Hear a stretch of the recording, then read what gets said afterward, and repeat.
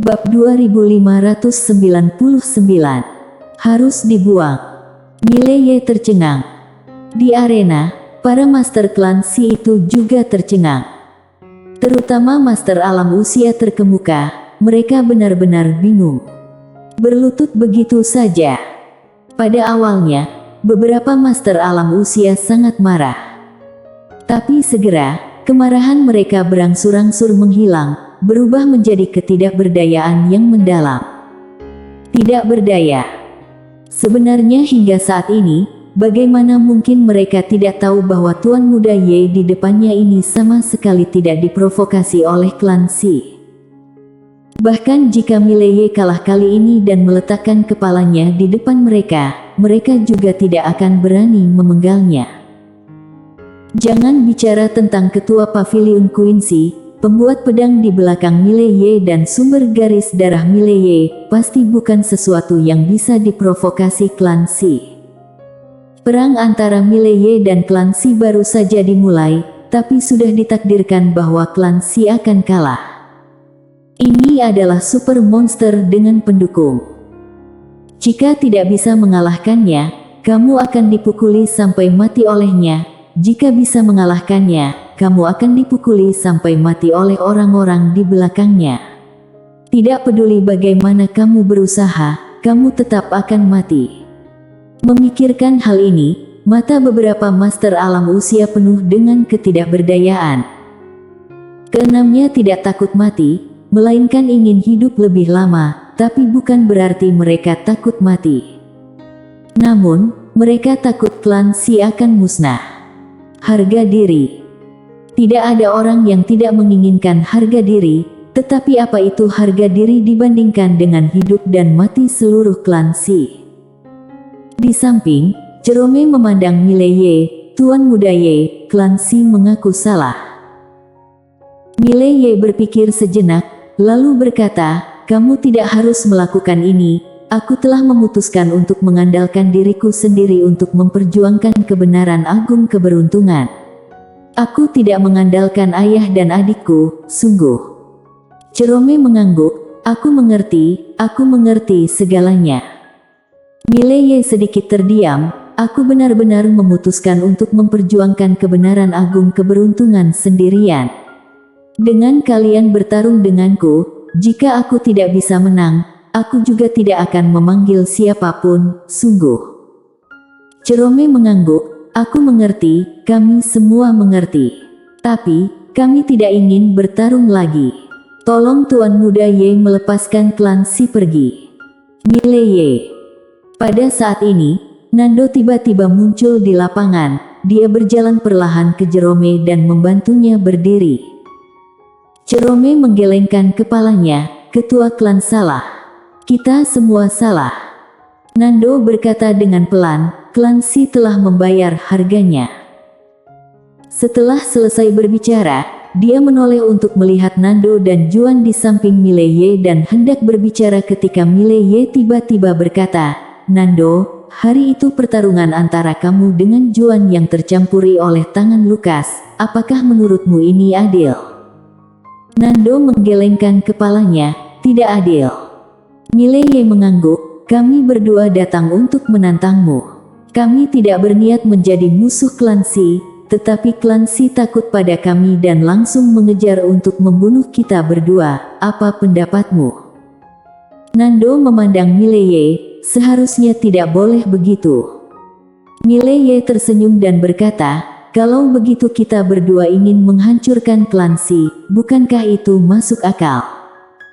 Nando mengangguk, "Jika itu aku juga akan melakukan hal yang sama." Mileye berkata, "Kalau begitu bunuh diri kalian sendiri." Juan, Nando dan yang lainnya tiba-tiba bingung. "Apa-apaan?" Mileye berkata dengan ringan, "Siapapun yang memiliki rasa malu sedikit saja, pasti akan bunuh diri." Saat dia berbicara, dia melihat ke arah Juan, "Apa pendapatmu?" Juan ragu-ragu sejenak, lalu berkata, "Setuju." Setelah berbicara, dia tiba-tiba merasakan sedikit sakit di hatinya. Hati nurani. Mileye tiba-tiba mengirimkan transmisi suara energi misteri. Kakak Juan, apa hasil dari pertarungan kamu dan Nando? Setelah hening sejenak, Juan berkata, sangat kuat, aku tidak bisa melakukan apapun padanya dan begitu juga sebaliknya.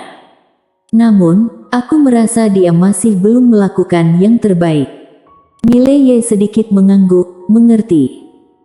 Di kejauhan, Nando tiba-tiba berkata, Saudara Ye, Saudara Juan, aku minta maaf untuk masalah ini, klan Si memang kelewatan dan aku bersedia mewakili klan Si meminta maaf kepada kalian berdua.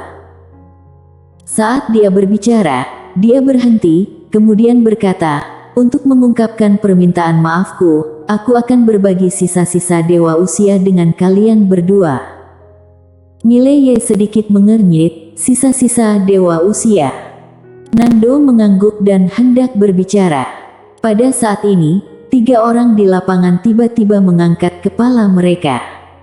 Saat berikutnya, petir dewa yang mengerikan menyapu dari langit, sasarannya adalah Mileye dan lainnya. Dengan munculnya petir dewa, ekspresi dari 3 wajah berubah secara dramatis. Mengerikan. Apalagi, target petir dewa ini ternyata adalah mereka bertiga. Seseorang akan membunuh mereka. Siapa ini? Mereka bertiga tidak punya waktu untuk memikirkannya dan segera terbang ke langit. Saat berikutnya, petir dewa tiba-tiba meledak. Mileye dan lainnya juga terlempar ke belakang ratusan ribu kaki jauhnya pada saat yang sama. Melihat pemandangan ini, mereka bertiga tertegun. Apa-apaan? Mileye melihat ke ujung langit berbintang di kejauhan. Di ujung langit berbintang, dia melihat bayangan dan di tangan bayangan itu ada guntur. Mileye berkata dengan suara yang dalam, apakah kalian mengenalnya? Nando menggelengkan kepalanya. Juan juga menggelengkan kepalanya. Di langit berbintang, bayangan itu menatap Mileye dan lainnya dengan ekspresi acuh tak acuh, lalu petir dewa di telapak tangannya tiba-tiba terbang keluar. Dalam sekejap, seluruh Bima Sakti terbakar.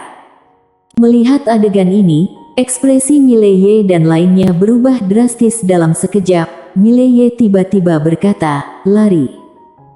Setelah berbicara, dia berbalik dan menghilang di ujung langit. Juan dan Nando tertegun sejenak, saat berikutnya, keduanya kembali sadar, berbalik dan lari. Namun, guntur itu seperti belatung tarsal, mengejar mereka. Di mana guntur lewat, semuanya akan hancur, termasuk kekuatan usia. Di langit berbintang, Mileye dan lainnya meningkatkan kecepatan mereka hingga ekstrim, namun, jarak antara guntur dan mereka semakin dekat. Mileye berkata dengan suara yang dalam, jika kita terus berlari seperti ini, kita akan terkejar. Juan memandang Mileye, apakah kamu ada cara? Mileye terdiam. Nando ragu-ragu sejenak, lalu berkata, melawannya. Mileye memandang Nando, kamu duluan. Nando buru-buru menggelengkan kepalanya, harus bersama-sama. Mileye berkata dengan suara yang dalam, kekuatan orang itu jauh melebihi kita bertiga. Kita bertiga meremehkan musuh barusan dan tubuh fisik langsung hancur. Jika kita pergi bersama sekarang, tidak lebih dari kematian. Hal yang paling mendesak adalah menemukan tempat yang aman. Nando buru-buru bertanya, di mana tempat yang aman? Mileye berkata, di sini. Suara jatuh, mereka telah tiba di paviliun Xianbao. Begitu mereka tiba di paviliun Xianbao, lelaki tua bertopeng itu muncul di depan Mileye dan lainnya. Ketika dia melihat guntur di belakang Mileye dan lainnya, wajah dari lelaki tua bertopeng itu tiba-tiba berubah. Sial, Tuan Muda Ye, apa yang kamu lakukan? Mileye sedikit bingung, senior, apa yang kamu bicarakan? Saya tidak mengerti. Kami bertiga di sini untuk membeli barang.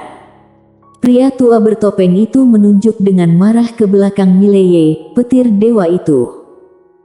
Mileye buru-buru berkata, itu tidak ada hubungannya dengan kami, dia datang untuk mencari masalah denganmu. Orang tua bertopeng Mileye dan lainnya menyelinap langsung ke paviliun Xianbao.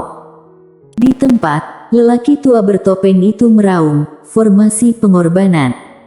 Suara jatuh dan tirai cahaya besar langsung menyelimuti paviliun Xianbao. Petir dewa datang. Tirai cahaya besar bergetar hebat, kemudian hancur. Seluruh paviliun Xianbao langsung retak, tetapi tidak sepenuhnya hancur. Di paviliun Xianbao, Mileye dan lainnya merasa ngeri. Juan berkata dengan suara yang dalam, menakutkan. Nando mengangguk, dengan rasa takut yang tersisa, benar-benar ganas. Saat dia berbicara, dia menatap Mileye, sedikit khawatir. Saudara Ye, bagaimana jika paviliun Xianbao ini tidak bisa menghentikannya? Mileye mengambil cangkir teh di atas meja dan menyesapnya, lalu berkata, pergi ke yang berikutnya. Nando, Juan. Mileye menoleh untuk melihat mereka berdua, apakah kamu punya ide lain? Keduanya menggelengkan kepala berulang kali dan berkata serempak, kami mendengarkan saudara Ye. Di luar paviliun Xianbao, lelaki tua bertopeng itu memandang bayangan di kedalaman langit berbintang dengan ekspresi yang sangat bermartabat. Yang mulia, ini paviliun Xianbao. Paviliun Xianbao. Mendengar ini, tangan kanan bayangan itu tiba-tiba terkepal erat. Quincy. Dia pernah melawan wanita ini sebelumnya dan pada saat itu, tubuhnya hancur berkeping-keping. Bayangan itu awalnya ingin menyerang, tapi sepertinya sedikit takut. Dia masih takut pada Quincy. Wanita ini. Sesaat kemudian, bayangan itu berkata dengan suara yang dalam, aku mencari mereka bertiga, minta mereka keluar. Pada akhirnya, dia masih tidak berani bergerak. Pria tua bertopeng itu ragu-ragu sejenak, lalu berkata, tunggu sebentar. Setelah selesai berbicara, dia dengan cepat berbalik dan memasuki paviliun Xianbao, menghampiri Mileye dan lainnya sambil tersenyum kecut, Tuan Muda Ye. Mileye tiba-tiba bertanya, Senior, kamu mengatakan sebelumnya bahwa kamu dan Nona Quincy tidak akan ikut campur dalam perselisihan kebenaran agung keberuntungan, kan? Orang tua bertopeng itu mengangguk dengan cepat, iya. Kami tidak terlibat dalam perselisihan kebenaran agung ini, jadi, Tuan Muda Ye. Mileye sedikit mengernyit, Senior, apa hubungan orang itu dengan kebenaran agung keberuntungan? Pria tua bertopeng itu membeku. Mileye mengeluarkan token Ling Xuantian, kemudian berkata, Senior, sejauh yang aku tahu, dengan token Ling ini, aku bisa mendapatkan perlindungan paviliun Xianbao, apakah benar? Pria tua bertopeng itu mengangguk, iya. Mileye menyerahkan token Ling Xuantian kepada lelaki tua itu, Senior. Pria tua bertopeng itu tersenyum kecut, Tuan Muda Ye, aku tidak bisa mengalahkan pria itu, aku tidak bisa mengalahkannya sama sekali, hanya ketua paviliun Quincy yang bisa mengalahkannya. Mileye berkata, 1 jam, bantu aku menunda selama 1 jam, setelah 1 jam, kita bertiga akan pergi. Pria tua bertopeng itu sedikit ragu. Mileye menghela napas dengan suara rendah, dia menoleh untuk melihat Juan dan Nando, ayo pergi. Setelah berbicara, dia bangkit dan pergi. Juan dan Nando ragu-ragu sejenak, lalu mereka juga pergi. Mereka bertiga berjalan sangat lambat. Di samping Mileye, Juan tiba-tiba mengirimkan transmisi suara energi misteri, Saudara Ye, apakah benar-benar akan pergi? Mileye berkata, dia akan meminta kita untuk tinggal. Juan mengangguk, baik. Ketika mereka hendak mencapai pintu, lelaki tua bertopeng itu masih tidak berbicara. Juan ragu-ragu sejenak, lalu berkata, Saudara Ye, dia sepertinya tidak ingin menahan kita, apa yang harus kita lakukan? Mileye. Tak lama kemudian, ketiganya telah melangkah keluar dari pintu. Begitu mereka melangkah keluar dari pintu, mereka melihat bayangan di langit yang jauh, di mana bayangan itu memegang guntur di masing-masing tangan. Melihat adegan ini, wajah ketiganya sedikit berubah. Juan berkata dengan suara yang dalam, "Saudara Ye." Mile Ye berkata, "Ayo kembali." Juan ragu-ragu sejenak, lalu berkata, "Bukankah ini agak memalukan?"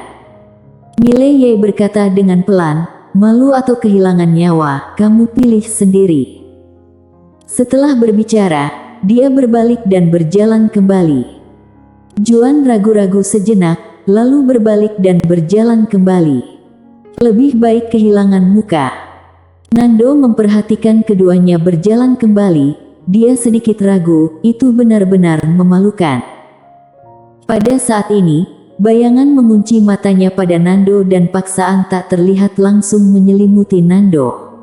Merasakan kengerian paksaan ini, Nando segera berbalik dan berjalan kembali. Sial. Wajah ini memang harus dibuang. Bersambung.